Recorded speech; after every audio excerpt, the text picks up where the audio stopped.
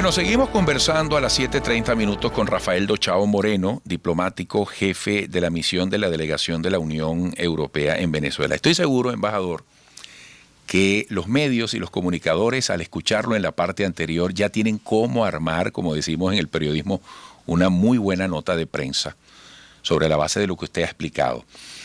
Me dice, me parece que es importante, que tiene experiencia como diplomático en países donde han coincidido elecciones con presencia de la misión europea. ¿Qué suele pasar después? ¿Qué suele ocurrir después que la Unión Europea hace pronunciamientos en los términos que usted describía? Sí. Bueno, es muy simple. Como digo, pondré un ejemplo. Estando en Camboya, hubo uso y abuso de lo que son los elementos que tiene el Estado, en este caso el Ministerio de Defensa, para la propaganda del candidato oficial del primer ministro Hun Sen.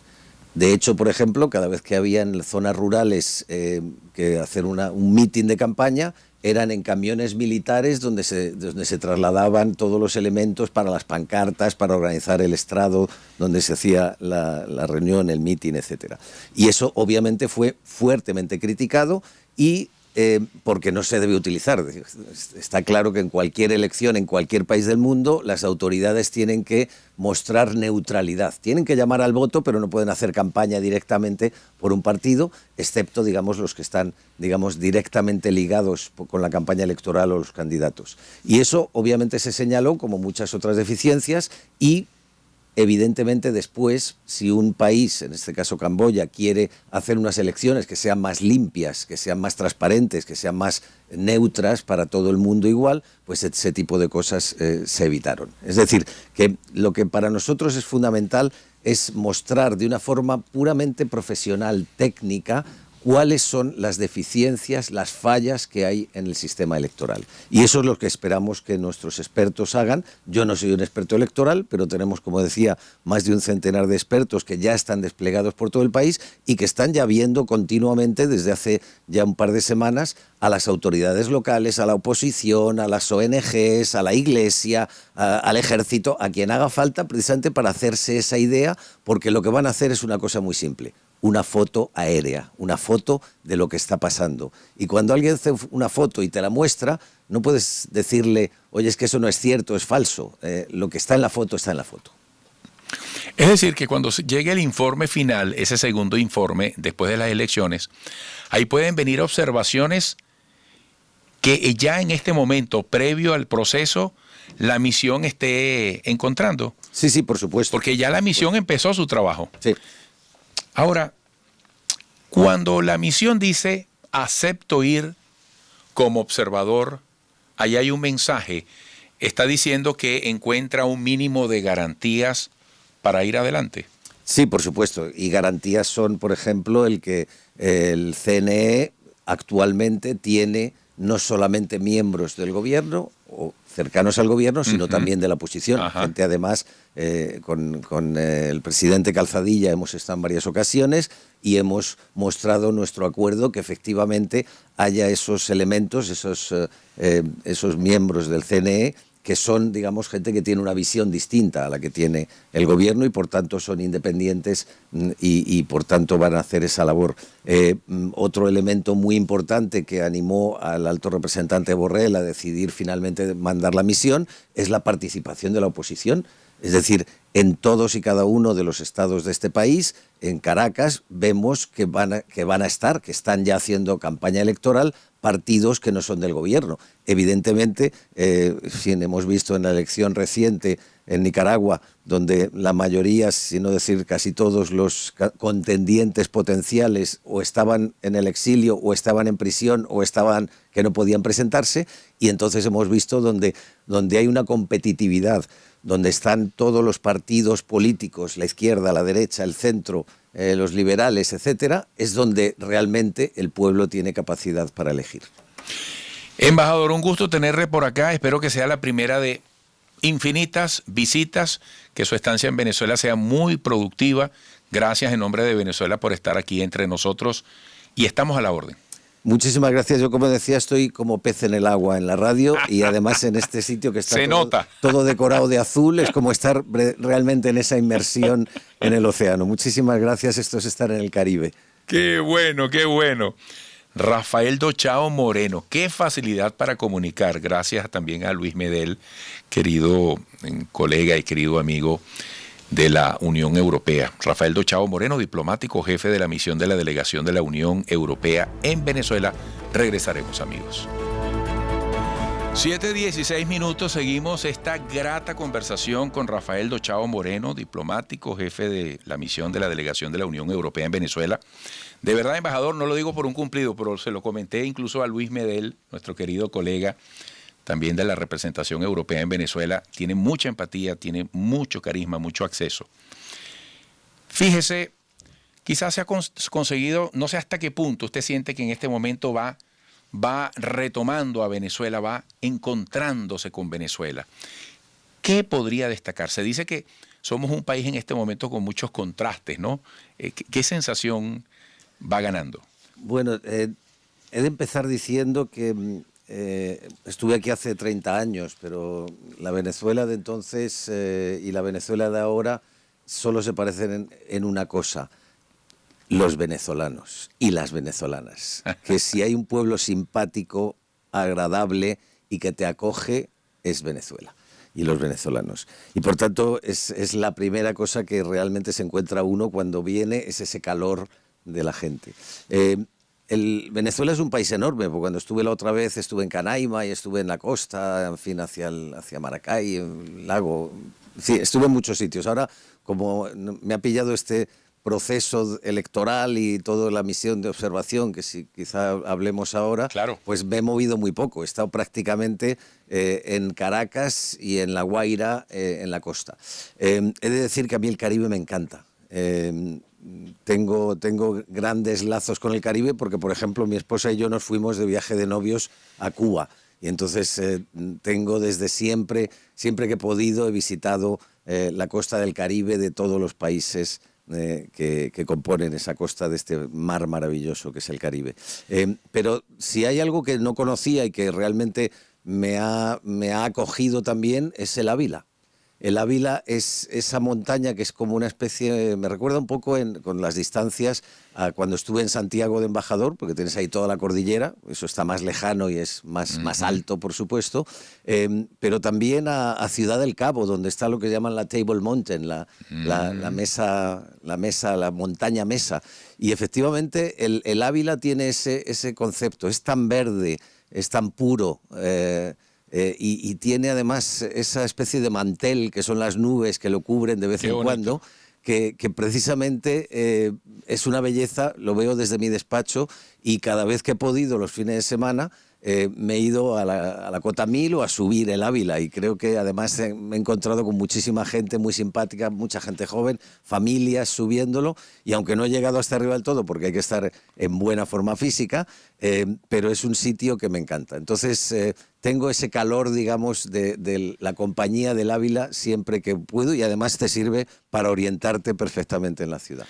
Además, embajador, Europa está, en nuestra sangre, en nuestra historia. Venezuela también es Europa y le agradecemos tanto a las migraciones que vinieron a construir junto a nosotros, ¿verdad? Que siguen aquí con sus descendencias, con sus pasiones, con sus logros, con su insistencia. Sí, mira, me estoy leyendo ahora un libro que me regalaron precisamente en la Embajada de Venezuela en Madrid sobre Miranda, personaje que en fin, que considero uno de los top, digamos, a nivel intelectual de esa época del siglo XVIII. Y precisamente Miranda, que tuvo su amor y su odio con España, nació en Venezuela y se sintió muy venezolano, y se fue precisamente en sus épocas jóvenes, se fue como militar a España porque consideraba que era su patria, y luego evidentemente ante el absolutismo que encontró en España y la persecución, pues estuvo en la Revolución Francesa, estuvo en la Revolución Americana, y al final se hizo lo que fue, un revolucionario intelectual, y creo que es un personaje muy, muy importante. Pero murió en una cárcel en Cádiz, con lo cual esos cantes de ida y vuelta de los que hablo yo siempre también tuvieron su mella en un personaje histórico como Miranda. Amigos, para quienes nos siguen por radio, estamos conversando con Rafael Dochao Moreno, diplomático, jefe de la misión de la delegación de la Unión Europea desde hace 2 meses en Venezuela. Podemos entrar en materia, tenemos unos 3 minutos acá y después el próximo bloque, sobre la gran responsabilidad que ha asumido la misión europea en Venezuela. Se dice que, bueno, hace 15 años esto no pasaba, sabemos el largo proceso que se tomó en el tiempo la Unión Europea para tomar este compromiso, para decir, aceptamos ir. ¿Qué significa esa decisión para el destino de los venezolanos que se plantea en las elecciones del 21 de noviembre?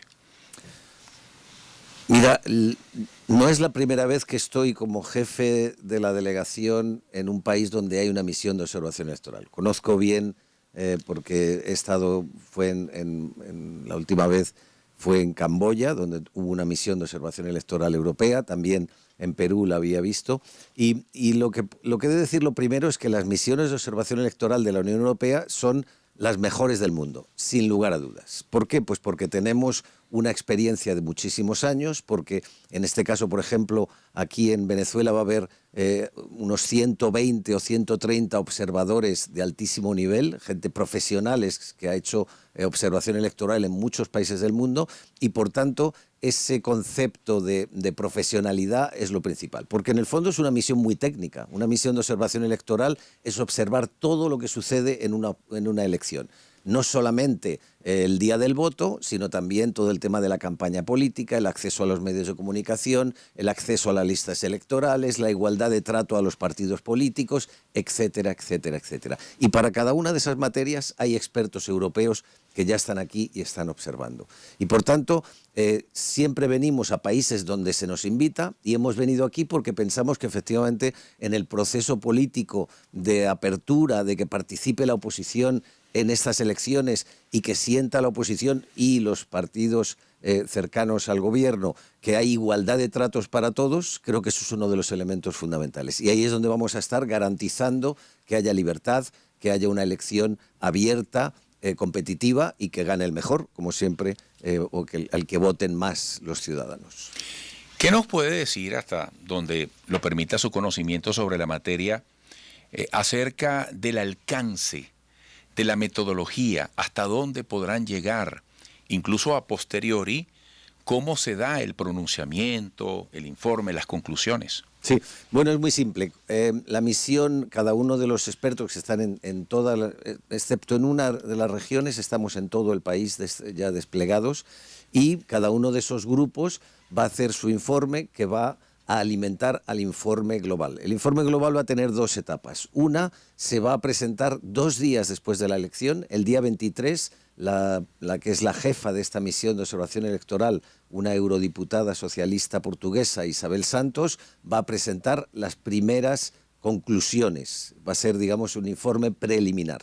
Y 2 meses después, una vez que ya se han recogido todos los elementos y se ha analizado, se hace el informe final, que será hacia el mes de finales de enero, primeros de febrero.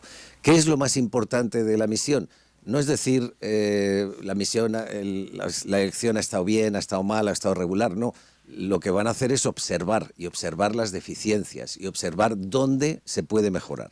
Esperamos, de hecho, que estemos invitados como Unión Europea a futuros eventos electorales, elecciones legislativas o elecciones presidenciales, pero siempre vamos a tener la lista de recomendaciones, las sugestiones que la Unión Europea no obliga a nadie, no somos un poder colonialista en absoluto, somos un grupo de países que viene aquí con la posibilidad de coordinarse, de apoyar a Venezuela, y en esa lista de recomendaciones se harán propuestas para que mejore lo que no haya sido tan bueno en esta elección. Wow, embajador, usted es preciso hablando. Usted ha dicho, bueno, cosas muy importantes que sé que le suman a la confianza que necesitamos en el país y a las ganas de participar como parte de lo que es el ejercicio democrático que todos queremos en cualquier parte del mundo. Tenemos otra pausa. Amigos, es Rafael Dochao Moreno, diplomático jefe de la misión de la delegación de la Unión Europea en Venezuela.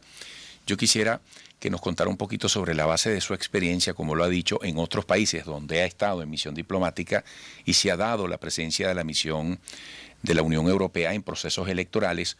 ¿Qué suele ocurrir a posteriori? ¿Cuáles suelen ser los efectos de los pronunciamientos de la misión después que se cumplen los comicios? Estamos hablando del 21 de noviembre, próximas elecciones en Venezuela. Volveremos. Bueno, amigos, son las 7:05 de la mañana. Me complace muchísimo contar con la presencia en estudio de Rafael Dochao Moreno, diplomático, jefe de la misión de la delegación de la Unión Europea en Venezuela, apenas con 2 meses en nuestro país. Embajador, qué gusto. Bienvenido a Venezuela y a este espacio. Muchísimas gracias. No siempre es un placer. A mí la radio me encanta, con lo cual estoy casi como pez en el agua. Con razón. Lo he sentido tan empático en este reducido espacio. Bueno, embajador, estamos en el marco del 17º Festival de Cine Europeo en Venezuela, Euroscopio. Veo en la convocatoria que hay clases magistrales, cinesforos, muchas actividades. Me gustaría que explicara en qué va a consistir esta actividad y de qué manera la gente puede participar. Sí, bueno, lo primero quisiera decir que lo maravilloso de este festival es que volvemos a las salas de cine. Wow. Es decir, el año pasado, por el tema del COVID, tuvimos que anular totalmente la presencia de espectadores en las salas, pero este año, con, por supuesto, todas las reglas de bioseguridad necesarias, mascarillas, distancia, número de espectadores, volvemos a las salas. Y eso es muy importante porque personalmente he estado ya como 4 o 5 veces en el trasnocho desde que empezó el festival y es volver a sentirse en esa sala oscura y viendo cine como hay que verlo. Realmente en esa maravilla de lo que es la sala oscura.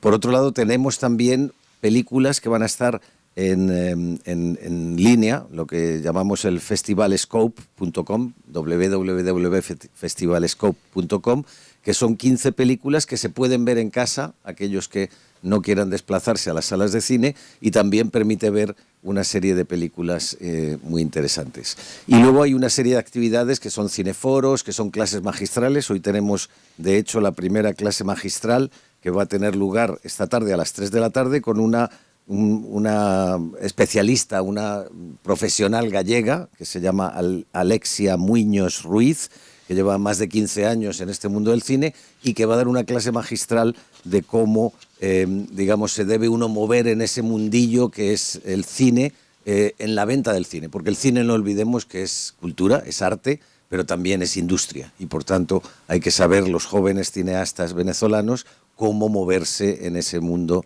de la venta de las películas.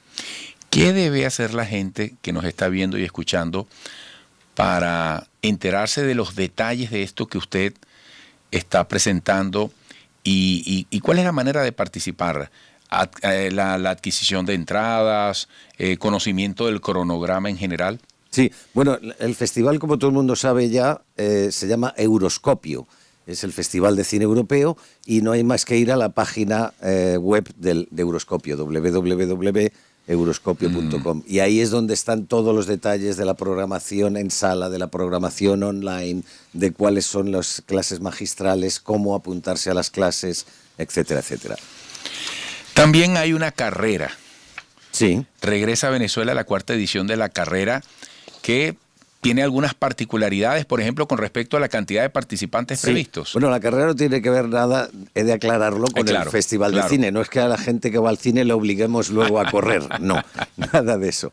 La carrera tiene que ver con será el día de 28 y tiene que ver con una cosa que hacemos la Unión Europea siempre, una actividad que es luchar contra la violencia contra las mujeres. Esta carrera tiene ese título, es luchar contra la violencia contra las mujeres, y la hacemos el día 28, va a haber en total solamente 1000 participantes, 600 aquí en la capital y 400 fuera de Caracas, y la idea es precisamente, con las camisetas que vamos a llevar, reivindicar esa actividad. Y quiero además desde aquí aprovechar para hacer un llamado, porque siempre se piensa que las carreras en contra de la violencia de género, en contra de la violencia contra las mujeres, es algo que las mujeres deben participar. No. La violencia contra las mujeres solo va a terminar si hombres y mujeres somos conscientes de que esa lacra en la sociedad hay que acabar con ella. Si somos conscientes y no nos paramos ante ningún hecho de violencia, sea la más mínima que haya en el autobús, en el metro o cualquier tipo de actividad de ese tipo, cualquier cosa que veamos hay que reaccionar, hombres y mujeres. ¿Cómo ha sido la experiencia de organizar estos eventos, de compenetrarse con el sentido, la meta que cada uno de estos eventos que usted ha comentado tienen en esta Venezuela? Bueno, yo soy embajador de larga data porque va a ser ahora, justamente el día 16, cumplo 35 años en el Servicio Exterior Europeo.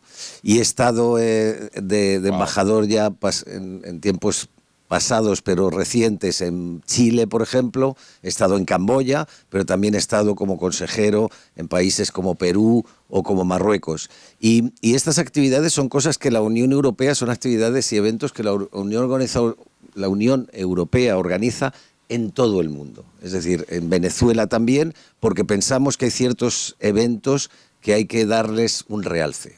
Uno de ellos es la cultura, y por eso también tuvimos recientemente el Festival de Jóvenes Solistas. Hicimos venir a jóvenes solistas de música clásica, estuvimos en jornadas maravillosas con el sistema y trabajando con los niños. Fuimos incluso a la barriada hasta el 23 de enero, estuvimos en San Agustín, estuvimos en Chacao, en fin, estuvimos en todos lados con los jóvenes músicos europeos.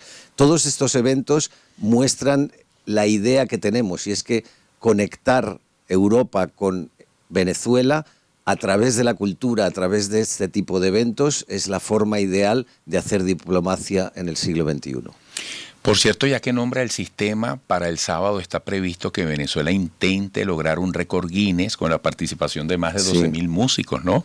Creo que Alemania tiene ese cenit. Sí, lo sé, vamos, ya les envié un Twitter. Yo soy muy activo en Twitter, por supuesto llamo a todo el mundo que me siga en mi cuenta de Twitter, es Rafael_Dochao, y esa es mi cuenta de Twitter. En fin, me encontrarán enseguida embajador de la Unión Europea, y también que sigan evidentemente al Twitter de la delegación, porque es donde damos también, además, toda la información de todas nuestras actividades. Pero evidentemente creo que en este tipo de ocasiones, después de lo que vi que está haciendo el sistema, yo, por muy europeo que sea, deseo que se bata ese récord Guinness y que sea Venezuela la que lo ostente a partir de ahora. Qué bueno. Tenemos que hacer una pausa a las 7:12 minutos. Tenemos 2 bloques más. Quisiera que al regresar habláramos sobre la experiencia de su encuentro con Venezuela. ¿Qué se ha asomado para usted? ¿Cómo ha sido esa bienvenida desde la interpretación de las realidades que estamos compartiendo aquí? Amigos, regresaremos. Dochao se escribe, para quienes nos escuchan por radio, Dochao tal cual, D-O-C-H-A-O. Rafael Dochao Moreno en Twitter, @Rafael_Dochao. Volveremos.